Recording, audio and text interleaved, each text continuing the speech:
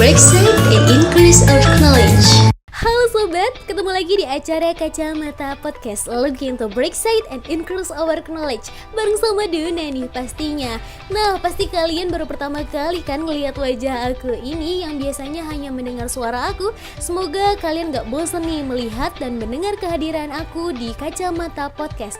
Nah, kali ini Kacamata Podcast hadir dengan suasana berbeda. Jadi bakalan ada video podcast yang hadir di YouTube setiap minggunya. So, kalian harus banget ya pantengin video dari Kacamata Podcast karena pembahasannya akan berbeda dengan audio podcast yang biasanya kalian dengar.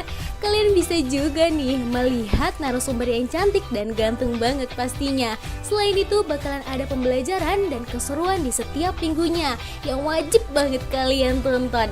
Nah, supaya gak ketinggalan video dari Kacamata Podcast, kalian harus banget nih subscribe sekaligus untuk mendukung channel baru Kacamata Podcast. Sobat, kalau ngomongin soal komunikasi, setiap orang memang mampu berkomunikasi, tapi tidak semua orang mampu berkomunikasi kepada halayak atau yang biasa disebut dengan public speaking.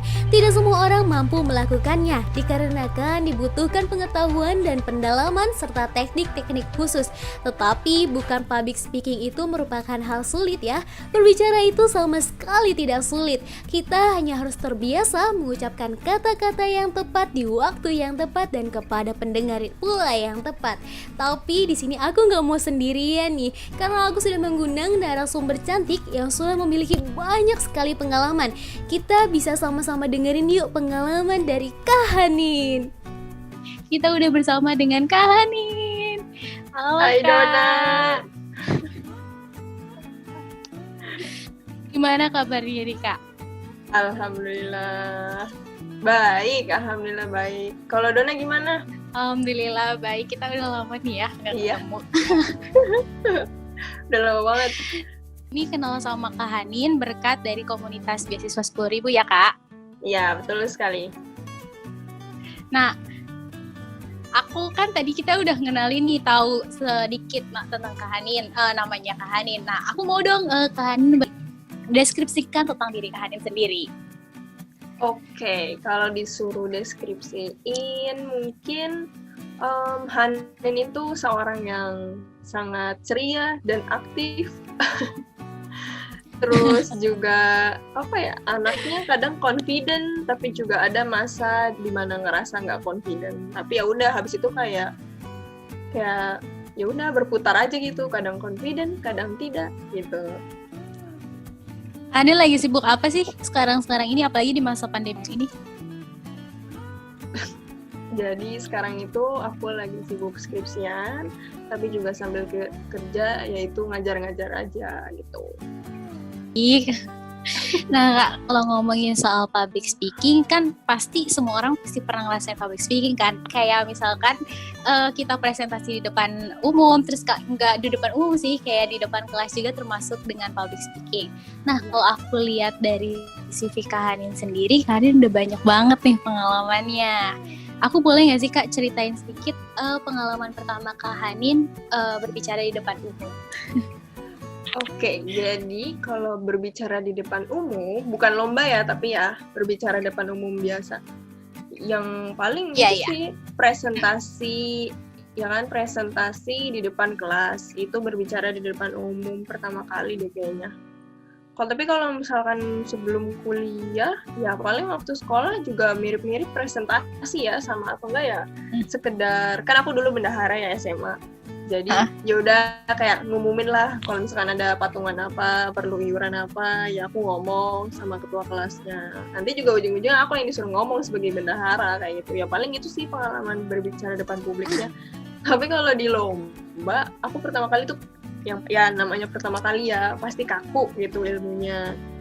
Jadi ya udah aku kayak basic aja gitu, ngenalin diri, mau ngomongin apa speech-nya atau pidatonya, gitu-gitu aja sih paling. Ya, aku mau ngasih sedikit nih buat teman-teman semua, kalau public speaking itu banyak jenisnya, kayak pidato, terus pemaparan, promosi, lobby, presentasi, negosiasi, dan masih banyak lain ya. Jadi presentasi itu di depan umum itu kayak tadi udah dibilang, presentasi di depan kelas, di depan teman-teman itu termasuk dengan public speaking ya Kak? Betul banget Dona. Kan tadi kakak udah ngomongin soal lomba ya Kak. apa sih lomba yang paling berkesan di antara semua lomba yang pernah kakak ikutin? Lomba yang paling berkesan itu sebetulnya semua lomba berkesan ya, cuman yang paling berkesan itu kayaknya ini deh. Waktu lomba di Kalbis Institute itu di mana ya nama tempatnya aku lupa deh, pokoknya di Kalbis Institute, dia itu di Jakarta.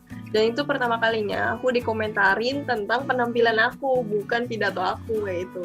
Nah dari situ ini sih langsung kayak penampilan itu ternyata penting banget di public speaking itu. Mungkin karena waktu itu jurinya juga pembawa berita ya, jadi dia concern ke situ juga. Walaupun menurut aku pakaianku cukup rapi gitu, tapi sepatuku sneakers, bukan kayak mungkin lebih feminin gitu dia yang dimaksudkannya ya kayak gitu. Oh jadi waktu di lomba itu juga dinilai ya dari penampilan, semuanya nggak dari omongan atau itu juga. Kalau misalkan apa sih Kak gejala-gejala yang timbul, kan biasanya ada yang panas dingin tuh, atau ada yang gimana sih gugup atau bisa takut sendiri sebelum tampil di depan umum? Iya, jadi kalau misalkan sebetulnya mah pas belum nomor giliran ya kalau public speaking biasanya aku kayak pasti bakal banyak omong, dan itu salah satu caraku untuk menenangin diri gitu, untuk ngilangin si nervousnya itu ya aku harus banyak ngobrol sama orang lain kayak gitu, biar mulutnya juga kayak gimana sih, pemanasan gitu lah bahasanya mah.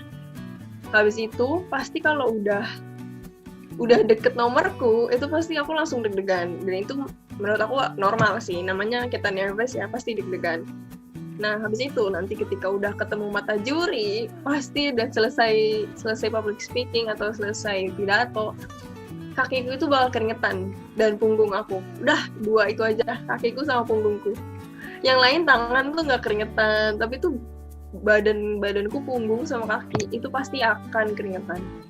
Nah, kalau udah mendengar tadi dari cerita Kak Hani tentang pengalamannya, kan kakak udah sering banget nih, berarti kan tadi udah ngomongin tentang grogi-groginya juga.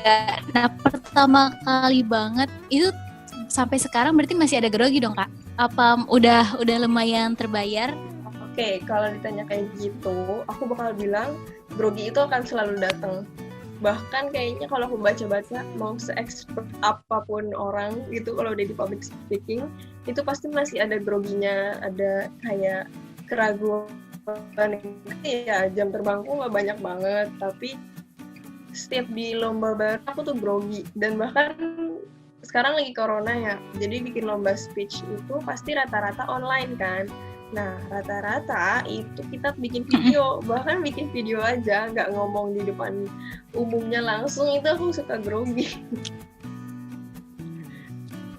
Berarti bener ya, mau kita udah expert atau belum juga, walaupun pertama kali juga tetap aja, maksudnya kalau namanya grogi, rasa takut dan insecure itu pasti tetap ada ya Kak? Ya, betul banget. Nah, berarti Kak Hani percaya kalau misalkan namanya rasa grogi atau apalagi untuk di awal itu pasti wajar dong, iya nggak sih Kak? Kalau ngerasain rasa takut itu. Banget. Nah, kalau cara Kak Hani sendiri untuk ngilangin rasa takutnya itu gimana Kak? Yang tadi aku kasih tahu kayak di pertama ya, aku itu pasti harus ngobrol sama orang atau bercanda sama teman aku kayak yang ikut lomba juga, atau sama kenalan sama peserta kayak gitu, pasti harus ngobrol. Itu sih caraku. Atau enggak ya lihat yang bikin ketawa, atau ya udah latihan aja atau enggak sebelum speech-nya itu. Kalau biasanya kalau ikut lomba kan di depan umum itu bahasa Inggris ya kan, bukan bahasa kita sehari-hari. Nah, ada nggak sih lebih kesulitan dari biasanya kan cuma grogi, kalau misalkan ini kan karena bahasanya berbeda, ada nggak sih kesulitan lainnya? Ada, karena bahasa Inggris itu bukan bahasa ibu kita, jadi itu pasti kadang akan suka keselip penyebutan malah jadi bahasa Indonesia gitu loh, kayak kata bahasa Inggris tapi kita nyebutinnya pakai bahasa Indonesia gitu. Apalagi kalau ngomongnya udah buru-buru ya kan, atau kita kayak manajemen waktunya salah, ternyata yang diomongin masih banyak tapi waktunya tinggal sedikit, jadi ngomongnya jadi buru-buru kayak gitu sih. Paling terkadang suka kepleset ngomong bahasa Indonesia, bukan ngomong bahasa Indonesia sih, tapi kayak pengejaannya atau pronunciation-nya tuh jadi ada sedikit bahasa Indonesia ya. Iya. Iya, walaupun Sebenarnya sama sih, kita juga yang bahasa Indonesia juga kadang masih kebelit-libet kan. Betul banget. Nah, kalau Kak Hanin sendiri, gimana sih cara penyampaian materi yang Kak Hanin bawain biar diterima sama pendengar? Caranya diterima ya, sebetulnya namanya lomba, kita tuh yang nerima atau nggak nerima, kadang kita lihat dari pertama sih reaksi si penonton atau audiensnya itu ya. Kadang ada yang kayak ngangguk-ngangguk gitu, ada yang kayak mukanya mikir gitu, kadang juga ada yang nggak ngedengerin juga ada. Tapi kan namanya kalau lomba pidato atau speech ya, kita cuman peduli terkadang si juri nih ngerti nggak sih sama apa yang kita omongin kayak gitu. Namanya lomba ya, yang memberikan nilai kan juga si jurinya itu kan. Si juri. Gitu sih. Cuman caranya biar diterima ya paling kita ada jokes. Tapi jokes itu ini sih sebetulnya yang paling riskan sebetulnya. Karena kita nggak tahu candaan yang mau kita lontarkan apakah itu akan menyakiti orang lain ataukah, pokoknya jangan membawa sara gitu. Paling jokesnya tuh kayak keseharian yang relatable untuk orang-orang Indonesia kayak gitu. Aku sih pernah kayak gitu, kayak ngomongin ngomongin apa sih namanya yang panas itu, plester panas ya, aku lupa. Apa sih namanya? Koyo. Kayak iya, aku kayak bercandain, terus kayak bercanda tentang koyo kayak gitu. Terus aku bawa dialog film. Nah kalau film, kalau waktu itu aku pernah lomba, nah jurinya dosen nih 2 ya kan. Alhamdulillahnya dosennya tahu film Terminator kayak gitu. Tapi waktu itu aku pernah cerita ke orang, ternyata ada yang nggak ngerti, dan dia anak muda padahal seumuran aku. Jadi kita juga harus sesuaiin sama materinya, sama itu juga nggak sih Kak, audiensnya? Iya betul banget. Nah, apa sih kalau misalkan lomba kan biasanya ada temanya. Apa sih tema yang paling sulit yang dibuat menurut Kak Hanin selama mengikuti lomba-lomba itu? Waktu itu aku dapet tema, jadi ini kan aku masuk final ya, habis babak penyisihan aku masuk final. Aku dapet pertama tentang manajemen sampah domestik, jadi sampah yang di rumah gitu. Habis itu yang kedua itu tentang korupsi deh kalau nggak salah. Dan itu aduh pusing banget. Aku udah bingung banget karena juga bikinnya last minute gitu kan. Yang sampah, yang manajemen sampah itu dikasih waktu cuma setengah jam. Tapi kalau yang korupsi itu dikasih waktu sampai besok, pokoknya sampai besokannya itu kita langsung lomba. Wah. Kalau kayak gitu kan ada waktunya itu. Itu apa sih tips Kak Hanin biar, maksudnya kan biasanya kalau kayak gitu harus ada nambah wawasan dan lain-lain. Apa yang tips Kak Hanin, gimana cara bisa ngebuat si materi itu biar cepet selesai kayak gitu? Jadi dari yang aku pelajarin kemarin sih ya, yang pertama emang ketika kita daftar lomba, kita tuh emang harus lihat tema lombanya. Kira-kira dia ngangkat tema apa sih? Kalau emang kelihatannya tentang environment atau waste management yang kayak gitu-gitu, ya udah kita berarti emang harus baca-bacain tentang lingkungan kan. Nah, tapi sayangnya aku tidak melakukan itu. Makanya ketika disuruh impromptu atau improvisasi untuk babak final, itu ilmuku sedikit banget. Jadi aku cuman kayak ya udah ilmuku yang pernah aku baca seadanya aja, dan menurut aku itu masih kurang. Jadi eksekusinya nggak terlalu bagus waktu di speech-nya itu. Jadi kalau public speaking itu juga harus banyak belajar baca materi, terus iya nggak sih Kak? Banyak riset lah gitu. Iya, biar akhirnya kita penyampaiannya tuh nggak salah, ya nggak sih? Apalagi kan kalau misalkan kadang bener tadi kata Hanin, kita nggak tahu audiensnya itu bakalan sakit hati atau enggak.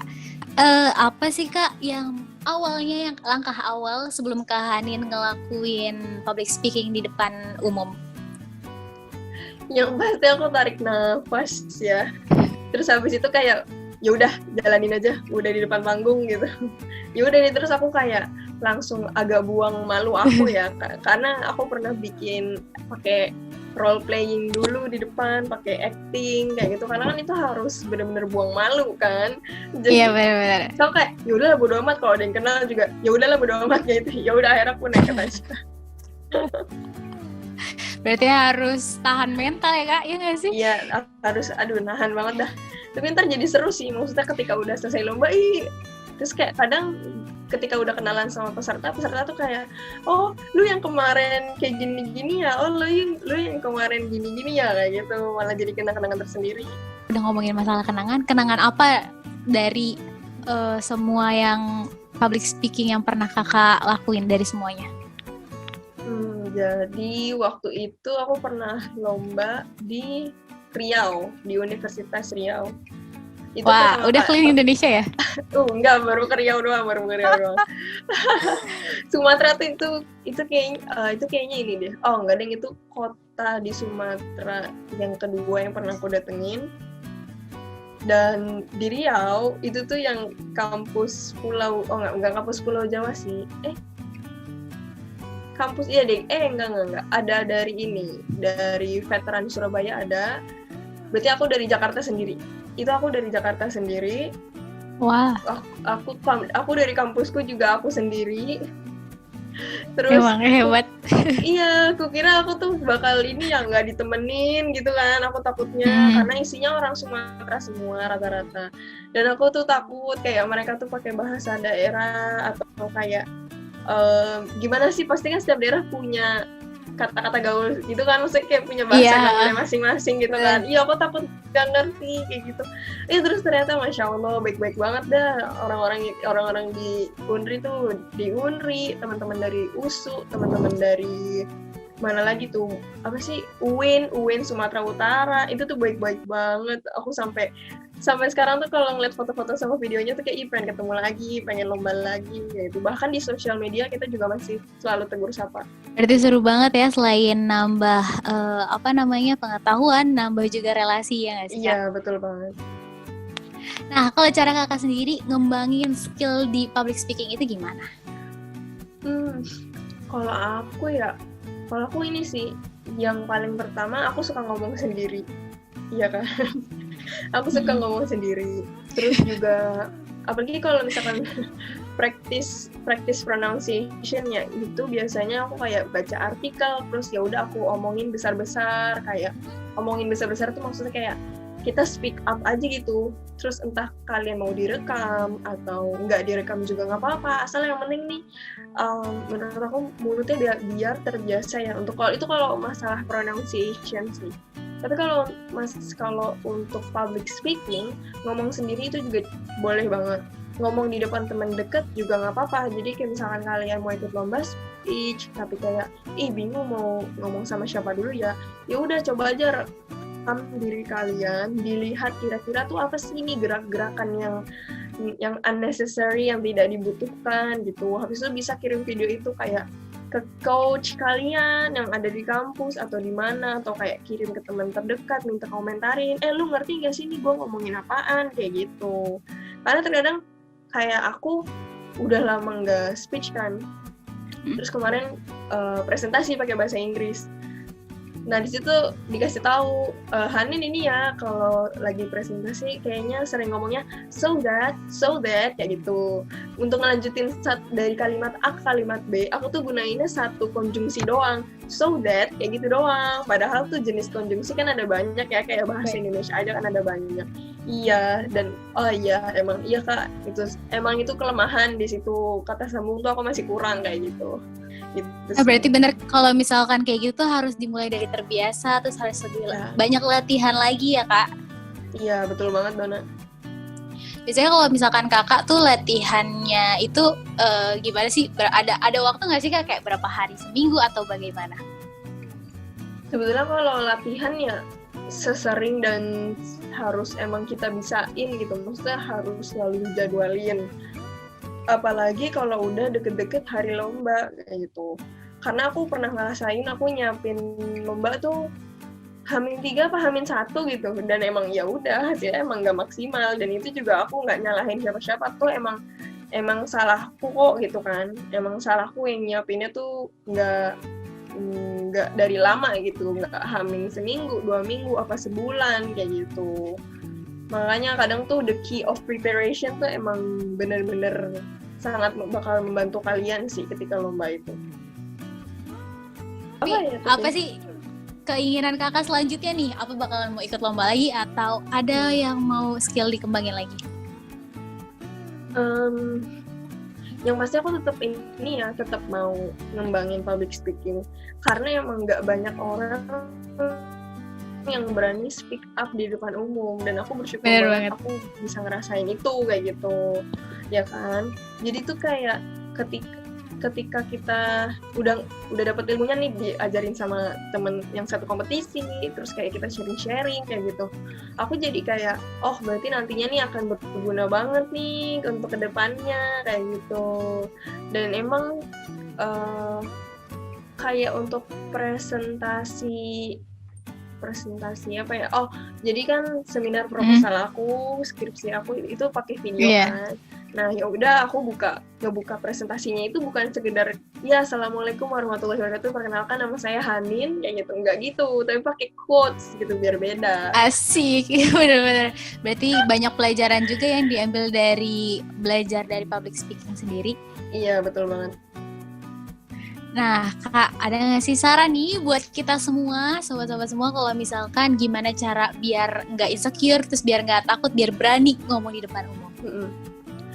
Oke, kalau untuk saran ya, sebetulnya disclaimer dulu, aku pun pengalamannya belum terlalu banyak, tapi mungkin jika memang ada yang mungkin bisa aja yang gitu, ini nggak bener, maksudnya aku tuh, ya kita emang nggak baik sih membandingkan diri kita sama orang lain ya, tapi ya gimana sih namanya, sebetulnya tidak bisa dipungkiri kalau kita mau maju, pasti kita ngelihat sama yang lebih sukses dong, gitu kan. Iya, benar banget.